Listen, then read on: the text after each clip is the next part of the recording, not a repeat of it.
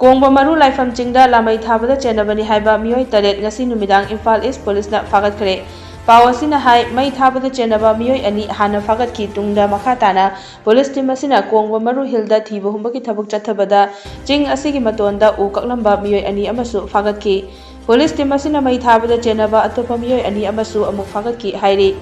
Lanmei tharamba amadi u kakthalambagi maralda pharaba singa dudi P Khonomphai village tagi Dongkhomang Khongsai, Sesang Khongsai, Sanjelok village dagi Thokchom Tomba Yumnam Khuno Awang Lekai dagi Thokchom Bihari Maitai, P Khonomphai village dagi